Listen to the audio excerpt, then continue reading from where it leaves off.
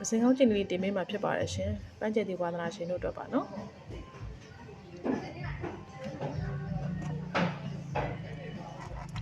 စင်ကောင်းချက်ဖို့ဘာတွေလိုအပ်လဲဆိုရင်ပန်းကျက်ဒီကျိုးလေးတစ်ချောင်းရယ်နောက်ပြီးတော့ဒီမှာပေါ့နော်ဒီစူးလေးတစ်ချောင်းရယ်စားကနာရယ်လိုအပ်ပါတယ်နော်စူးနေရာမှာခဲတော့သုံးဖို့ဘောပင်ကိုလည်းသုံးလို့ရပါတယ်နော်ဒီစူးမှမဟုတ်ပါဘူးဒါကတော့ဖျားတွေမှာဝယ်လို့ရတယ်စတိုးလေးပါနော်ဒီစတိုးလေးကိုလည်းသုံးလို့ရပါတယ်ဒီစူးနဲ့ထိုးတာအရင်လွယ်ပြီးတော့မြန်လို့မြန်ပါတယ်နော်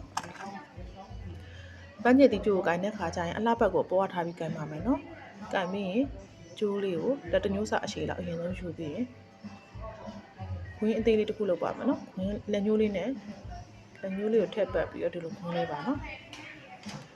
်ဒီလိုလေးခွင်းလေးပါနော်ခွင်းသေးလေးခောက်ပြီးသွားရင်နောက်ထပ်ခွင်းကြီးလေးတစ်ခုခောက်ပါမယ်ခွင်းကြီးကိုလည်းကျိုးရဲ့အပြာတိုင်းကိုဒီလိုလက်ကလေးဝင်ပြီးတော့လက်ညှိုးလေးဝင်ပြီးတော့လက်ညှိုးလေးကိုပါထည့်ပြီးလိုက်ပါမယ်နော်ပြီးရင်ခွင်းအကြီးလေးတစ်ခုအသေးလေးတစ်ခုရသွားပါရင်နော်အနေထားဒီလိုမျိုးလေးဖြစ်နေပါမယ်နော်ဒီလိုပုံစံမျိုးလေးပါနော်အဲ့လိုပုံစံမျိုးလေးဖြစ်နေပြီဆိုရင်ဒါလက်မလည်းလက်ညှိုးလေးကဒါလေးကိုဖိကင်ထားမယ်နော်ပြီးဒီဘက်ကခွင်းအကြီးလေးကိုဒီလိုလေးလိမ်ပြီးတော့ဒီလိုလေးလိမ်မယ်နော်လိမ်ပြီးမှဆွတ်မယ်နော်ဒီလိုကြီးမဆွတ်အောင်နော်လိမ်ပြီးတော့ဒီဘက်ကဒီလေးဆွတ်မယ်ဆွတ်ပြီးအောက်မှာကျိုးလေးနှစ်ချောင်းရှိရတဲ့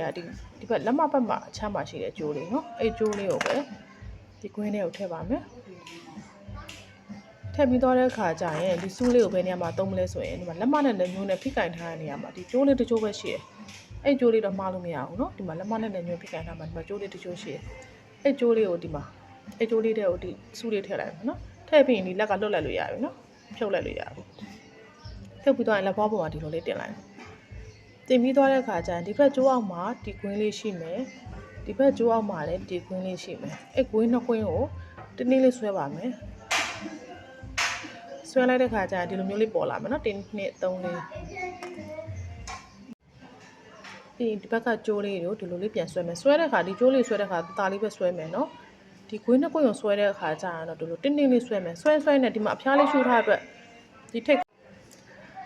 ဒီထိတ်ကလေးကိုတစ်ဖြည်းဖြည်းတက်သွားမယ်နော်တက်သွားပြီးတော့ဒီကျိုးလေးနှစ်ကျိုးဒီလိုလေးဆွဲမယ်ပြီးရင်ဒီကွင်းလေးနှစ်ကွင်းကိုလည်းဒီလိုတင်းတင်းလေးဆွဲမယ်တစ်ဖြည်းဖြည်းနဲ့ဒီဟာလေးကကျစ်ပြီးတော့မှာလာမယ်နော်ဒီထိတ်ကလေးကိုဆွဲရင်ထပ်ဖျားလေးရှူထားတဲ့အတွက်ဒီပစင်းကောင်းလေးကကြစ်ကလေးဖြစ်လာမှာနော်ဒီလိုလေးဖြစ်လာပြီဒီလိုအနေထားဖြစ်လာပြီဆိုရင်1 2 3 4ဒီ4ပွင့်ဆိုင်ရဲ့အလဲဒီအလဲပေါက်ကလေးကိုလေစိတ်မှတ်ကလေးနဲ့မှတ်မယ်နော်တကယ်လို့စိတ်မှတ်နဲ့မမှတ်မိမှာဆိုရင်လည်းခဲတန်လေးထည့်လို့ရတယ်နော်ခဲတန်လေးခဲလေးနဲ့မှတ်ထားလို့ရတယ်မှတ်ခဲလေးနဲ့အရာလေးပေးထားလို့ရတယ်နော်ဒီနေရာလေးကိုမှတ်ထားမယ်နော်မှတ်ထားပြီးရင်ဒီဘက်ချမ်းမှာဒီကျိုးလေးတစ်ကျိုးပဲရှိတယ်အလဲကိုဖြတ်သွားဖြတ်မြင်းလေးတစ်ကျိုးပဲရှိတယ်အဲ့ဖြတ်ကျိုးအဲ့ကျိုးလေးကိုကြတော့ဒါပစင်းကောင်းလေးကနှာခေါင်းပေါက်လို့လည်းခေါ်တာပေါ့နော်ပင်ရလေးရှိရင်ပင်ရလေးနဲ့ထိုးမယ်အဲ့လေးရှိရင်အဲ့နဲ့ထိုးမယ်ကျိုးသွားတဲ့အတိုင်းလေးပဲအဲ့ကလေးကိုထိုးထားမယ်နော်ကျိုးရဲ့အလျားတိုင်းပဲအက်ကိုထိုးထားမယ်ထိုးပြီးရဆိုဒီအနောက်ကဒီအပေါက်ကိုလည်းမှတ်ပြီးသွားပြီဒီဟာကိုလည်းမှတ်ပြီးသွားရင်ဆိုရင်ဒီစူးလေးကိုဖြုတ်လိုက်လို့ရပြီနော်ဒီလိုလေးဖြစ်သွားပြီနော်ဖြစ်သွားပြီဆိုရင်ဒီနှာခေါင်းပေါက်ကလေးဒီပင်ရလေးထိုးထားတဲ့နေရာလေးရဲ့ဘယ်ညာဘယ်တော့မဟုတ်ညာကိုအရင်စထိုးလို့ရတယ်။ကဲညာဘက်ကနေစပြီးထိုးမယ်။ခုနမှတ်ထားတဲ့နေရာလေးကိုစူးလေးနဲ့ခုနမှတ်ထားတဲ့နေရာနော်စူးလေးနဲ့နော်ခုနအလဲဘိုလေးကိုစူးလေးနဲ့ထုတ်ချင်းပေါက်ထိုးမယ်။ကြဲလေးဖြစ်အောင်ထိုးမယ်နော်။ဒိုးပေါ်မြင်တဲ့ထိထိုးပြီးသွားတဲ့အခါကျတော့အပေါက်ကလေးဖြစ်မြင်ရပြီဆိုရင်သူ့ရဲ့ဘေးချင်းကက်ရဲ့ကျိုးညာကျိုးကညာပေါက်ထဲကိုထည့်ညာကျိုးသူ့ရဲ့ဘေးချင်းကက်ရဲ့ကျိုးကိုပဲပြန်ထည့်မယ်။ဟိုဘက်ကကျိုးကိုဒီကိုကြော်ပြီးထည့်လို့မရအောင်နော်။ညာကျိုးကညာပေါက်ထဲထည့်မယ်။ကဲဒီဘက်ကတစ်ဖက်ထည့်ပြီးသွားပြီဆိုရင်နှာခေါင်းပေါက်လေးကလည်းမှာပဲရှိရမယ်နော်။နှာခေါင်းပေါက်ကလေးရဲ့ဘယ်ဘက်နှာခေါင်းပေါက်လေးရဲ့ဘယ်ဘက်ကနေခုနကျိုးထွက်သွားတဲ့နေရာလေးကိုစူးလေးနဲ့ပြန်ထိုး။နော်အပေါက်လေးချဲ့မယ်နော်။ထည့်ပြီးသွားရင်ချဲ့ပြီးသွားရင်ဒီဘက်ကညာကျိုးဟောဘယ်ကျိုး sorry နော်ဘယ်ကျိုးကနှာခေါင်းပေါက်ကလေးရဲ့ဘယ်ကနေပဲလာနော်ဒီမှာနော်ဘယ်ကနေနော်အလဲမှာပင်လေးထိုးထားတာလေးကအလဲမှာပဲရှိရမယ်သူ့ကိုအကျော်ခွာကြီးမထိုးအောင်နော်ပြီးဒီမှာဒါလေးကိုဆွဲထုတ်လိုက်မယ်ဒီအပေါက်တစ်ပေါက်ထဲကနေကျိုးနှစ်ကျိုးထွက်ရပေါက်တစ်ပေါက်ထဲကကျိုးနှစ်ကျိုးထွက်ရမယ်နှာခေါင်းပေါက်လေးကအလဲမှာပဲရှိရမယ်ကျိုးလေးနှစ်ကျိုးကလည်းဘယ်ညာတစ်ဖက်စီကပဲဝင်နေရမယ်နော်ဒါဆိုရင်ပစင်ကအကျန်းထည်လေးပြီးသွားပြီမှန်လဲမှန်သွားပြီပေါ့နော်ကဲပစင်ကောင်းလေးချစ်တဲ့ဘက်မှာတစ်ခါလေးပြသွားမယ်နော်ပစင်ကောင်းလေးကိုမခက်ခဲလေးဖြစ်သွားအောင် မခက်ခက်လေးဖြစ်သွားအောင်ကြည့်မယ်ဒီခုဒီဘက်ကလိုမျိုးပေါ့ဒီဘက်ကလိုမျိုးမခက်ခက်လေးဖြစ်သွားအောင်ကြည့်ဖို့ဆိုရင် तू ကနည်းနည်းတစ်ချက်လောက်ဆွဲလိုက်ရပြီနော် तू ကအသိမလို့တော့ကြည့်ဖို့ဆိုရင်အောက်ကကျိုးဟိုကျိုးလေးတစ်ချောင်းအရင်ဆွဲမယ်အောက်မှာကျိုးနှစ်ချောင်းရှိတဲ့တစ်ချောင်းအရင်ဆွဲမယ်ဆွဲတဲ့ခါကျဒီပစင်ကောင်းလေးကပေါ်ပဲဘယ်နားလေးလှုပ်သွားလဲဆိုတော့တစ်ချက်လောက်ကြည့်မယ်နော်ကဲလှုပ်သွားတဲ့နေရာလေးလှုပ်သွားတဲ့နေရာလေးကဥမာနော်ဒီမှာနော်ဒီနေရာလေးလှုပ်သွားပြီးအဝင်သွားတာနော်အဲ့ဒီနေရာလေးကိုအမှတ်စဉ်1လို့သတ်မှတ်မယ်နော်အမှတ်စဉ်1လို့သတ်မှတ်ပြီးသူ့ရဲ့ညာဘက်နော်သူ့ရဲ့ညာဘက်သူ့အောက်ကကျိုးပေါ့သူ့အောက်မှာဖြတ်သွားတဲ့ကျိုးပေါ့သူ့ရဲ့ညာဘက်အဲ့ဒါလေးကိုအမှတ်စဉ်2လို့သတ်မှတ်ပြီးအဲ့ဒါလေးကိုစပြီးဆွဲမယ်နော်စဆွဲပြီးဆိုတော့ပစင်ကောင်းလေးဒီဘက်လက်ကပြောင်းကင်မယ်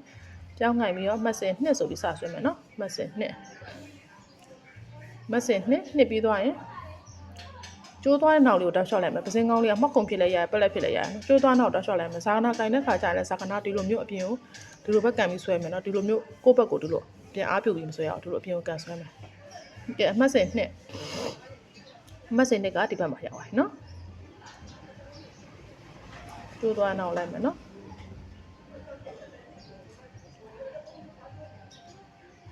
အမှတ်စဉ်3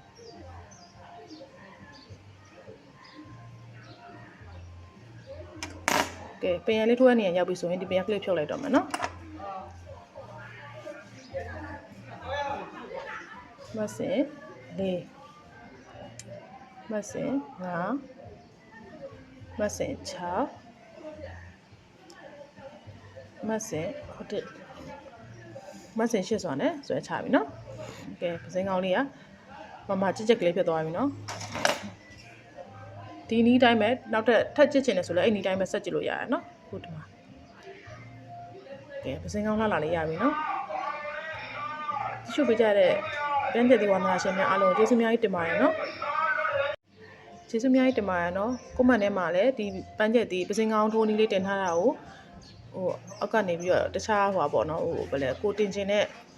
ကိုထပ်ပြီးတော့တင်ချင်ကိုသိချင်တဲ့ပန်းထိုးနီးလေးလည်းမေးလို့ရပါတယ်နော်စိတ်ထဲမှာဘယ်လိုမြင်လဲဆိုတာလည်းမှတ်ခဲ့ပေးပါအောင်နော်